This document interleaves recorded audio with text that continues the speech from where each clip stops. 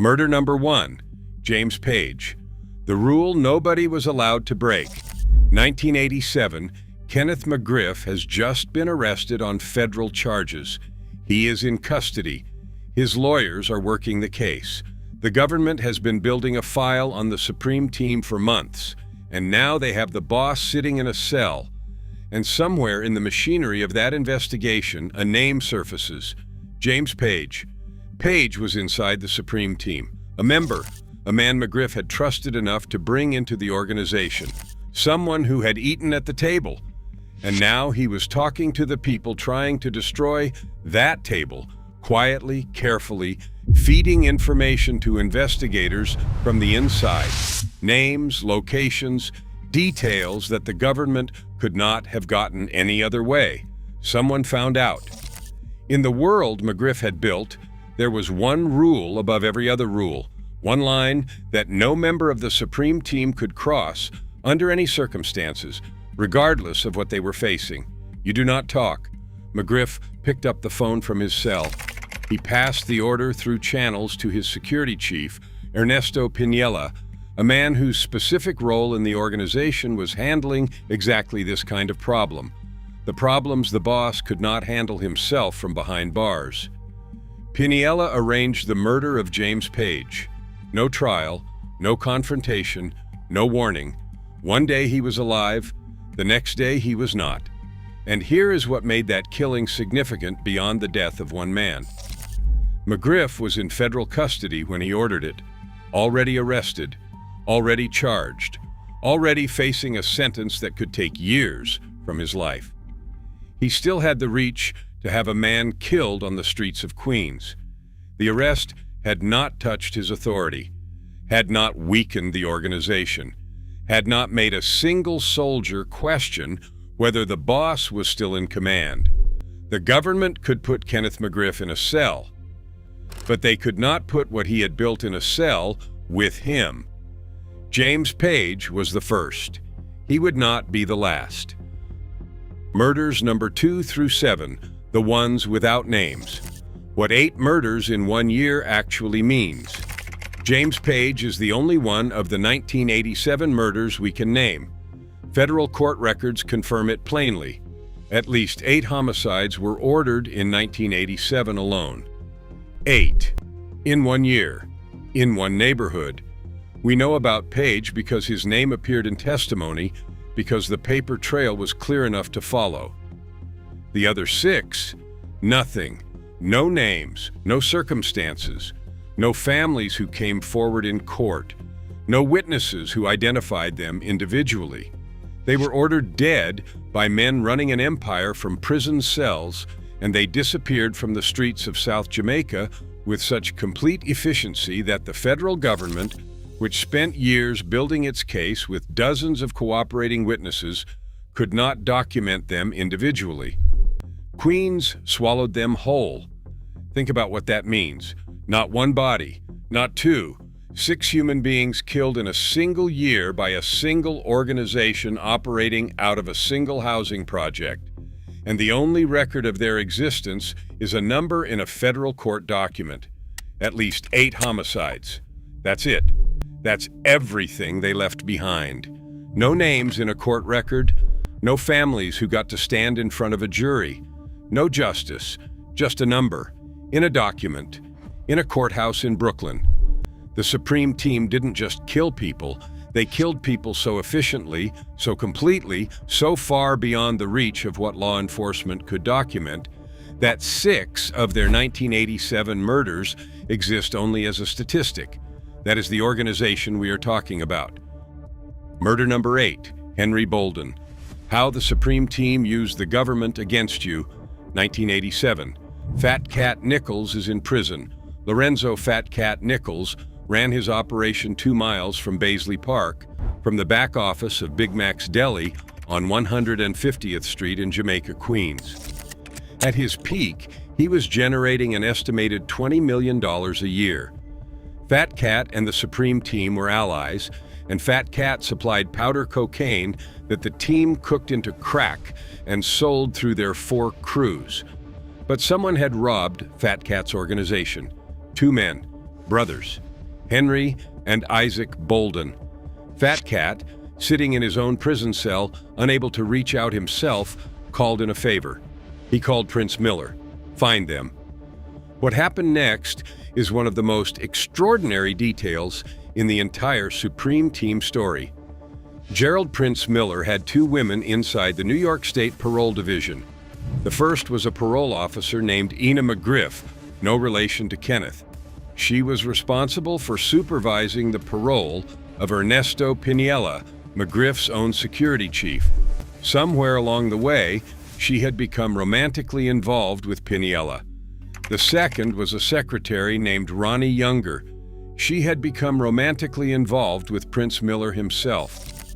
Both women had full access to the New York State parole system. Addresses, locations, confidential information that the government kept private specifically to protect people from exactly this kind of threat. Miller asked them to find the Boldens. The team paid them $3,000 for the information. They handed over everything. Henry Bolden's address in the Bronx, written out from a government database, passed to a man who ran a murder operation out of a housing project. Henry Bolden was shot in the Bronx. Murder number 9, Isaac Bolden, his mother's address. Isaac Bolden was Henry's brother. Ina McGriff and Ronnie Younger pulled his file too. They found his mother's address in Queens, the home where Isaac's family lived, the address that the state kept confidential. The address that was supposed to be safe. They wrote it down and they passed it along. Isaac Bolden was shot and killed in the immediate vicinity of his mother's home. Two brothers found through corrupt state employees who were sleeping with the men who wanted them dead. Murdered to settle a debt that was not even the Supreme Team's debt.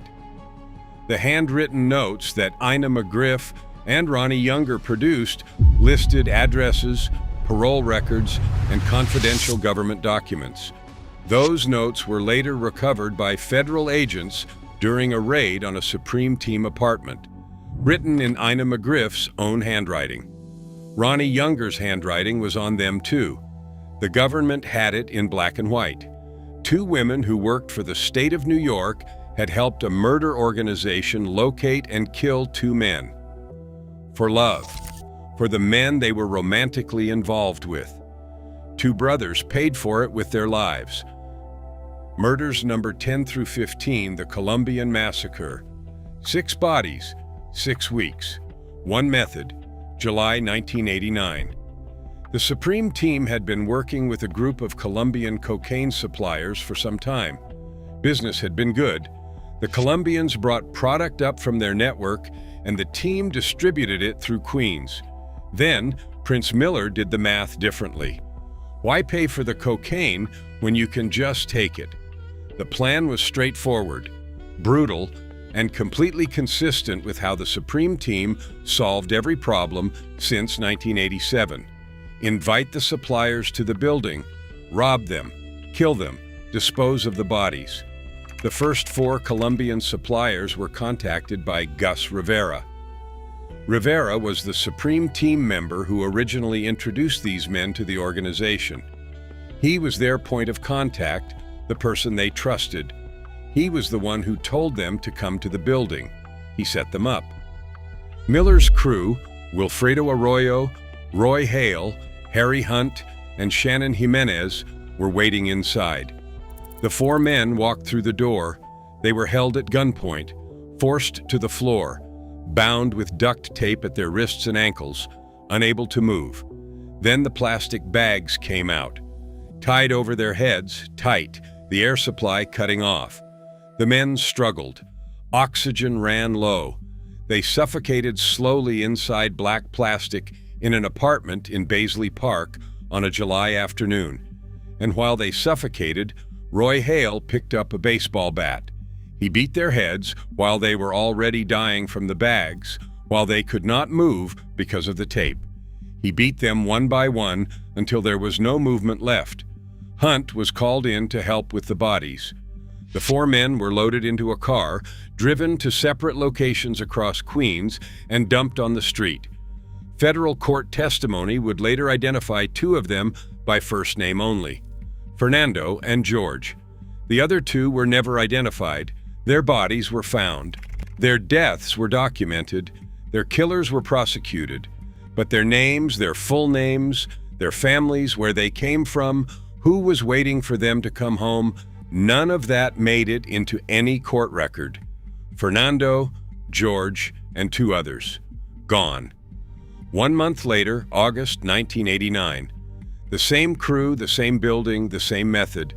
Fernando Suarez and Pablo Perlaza were also Colombian suppliers connected to the Supreme Team's network. The team decided to rob them too. They were invited to Roy Hale's apartment in the Baisley Park Houses. This time, the men waiting inside were Julio Hernandez and Jose Shorty Goncalves, brought in from New Jersey. Arroyo and Hale were there too. Suarez and Perlaza arrived. They were held at gunpoint, bound with tape, plastic bags tied over their heads. Hale beat them with the baseball bat while they suffocated. Hunt disposed of the bodies. They were loaded into a car, driven to separate locations in Queens, and dumped. Suarez's wife, at home waiting for her husband to return from his meeting with his business contacts in New York, called Wilfredo Arroyo when her husband did not come back. Arroyo told her that Suarez was supposed to meet him, but never showed up. She believed that for a while.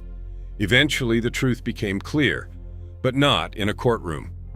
The jury found that the 4 unnamed Colombians from July were not proven beyond a reasonable doubt. There was insufficient evidence. Fernando Suarez and Pablo Perlaza, their deaths were documented. Their names are in the record. 6 Colombian suppliers, murdered the same way, in the same building, over 6 weeks. By the same crew. The plastic bag and the baseball bat had become the Supreme Team's signature. Murder number 16, Gus Rivera. The man who set them up pays next. Gus Rivera thought he was safe. He had done what the Supreme Team asked. He introduced the Colombian suppliers. He got them to the building. He set them up for the robbery and the killings. He thought that made him valuable, protected. He was wrong. Rivera knew too much. He had personally introduced the victims to the organization. He was a direct link between the Supreme Team and 10 dead Colombian men. He was a liability the size of a life sentence. Prince Miller made a decision. Harry Hunt found Rivera in the courtyard of the Baisley Park Houses and shot him in the head. Rivera survived. He had been shot in the head, but he survived, which meant they had to find him again. Wilfredo Arroyo reached out to Tony McGee, a Supreme Team member and Rivera's girlfriend. Arroyo threatened to kill her if she did not give up Rivera's location. She told them where he was. Rivera was hiding in a motel in South Jamaica, the man who had survived a bullet to the head, the man whose own girlfriend had been forced to give him up. Arroyo and Hale tracked him to that motel. They walked in. Gus Rivera was murdered. The man who introduced the Colombians to their killers, the man who survived being shot in the head, the man whose girlfriend was threatened into giving up his hiding place. Gone. Murder number 17, Colbert Black Justice Johnson, the death that started the final chapter. Here's a murder most people don't know about. Colbert Johnson was not killed by the Supreme Team. He was killed in a dispute involving a rapper from Queens named Eric Smith, who went by E-Moneybags. But his death is the reason 2 more people were murdered in 2001.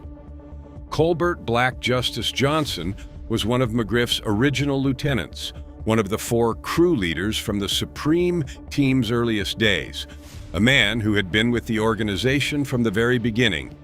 He was killed in a shootout connected to Eric Smith.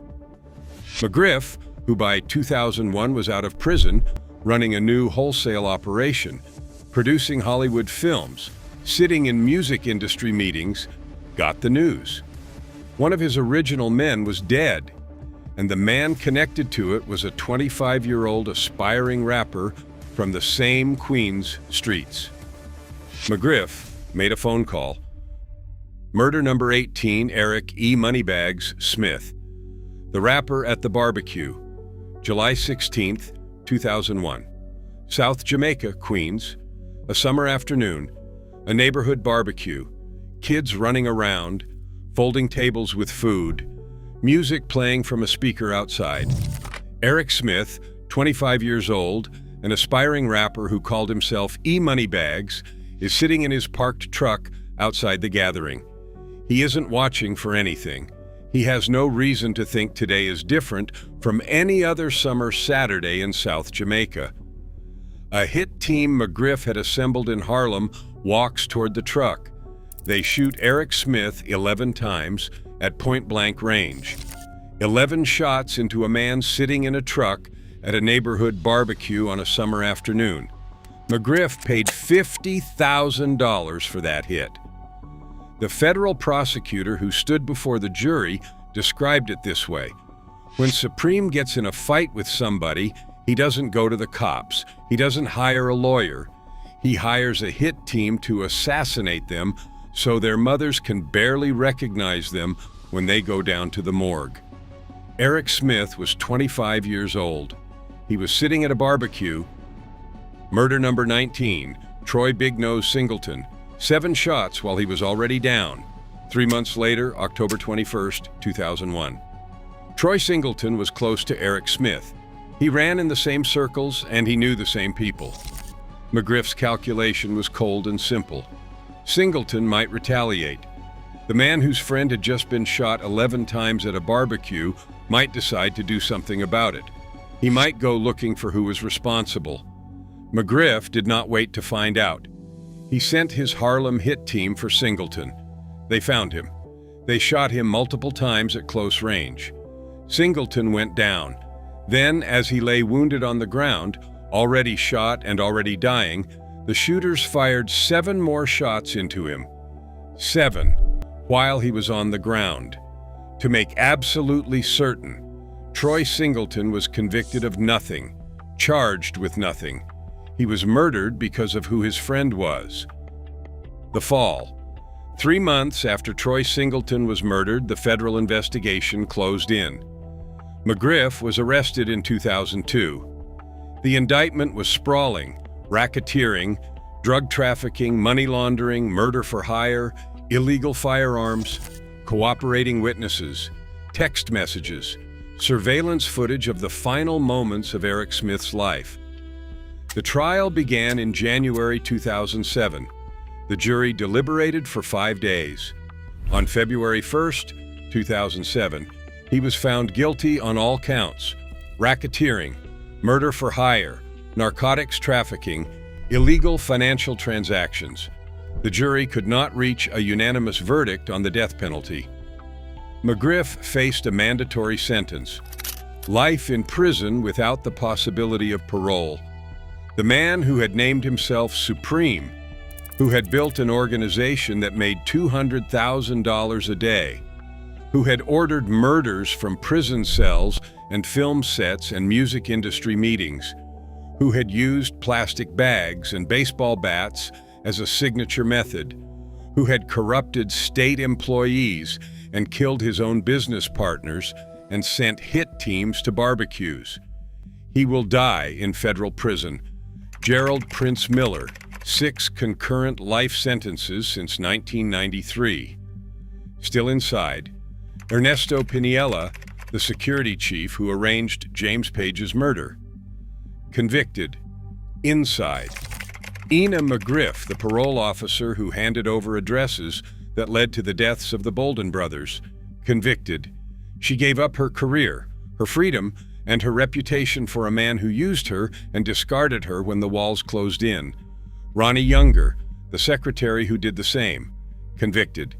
Wilfredo Arroyo, Roy Hale, Harry Hunt, Shannon Jimenez, the men who put plastic bags over heads and swung baseball bats and disposed of bodies across Queens. Convicted. Life sentences.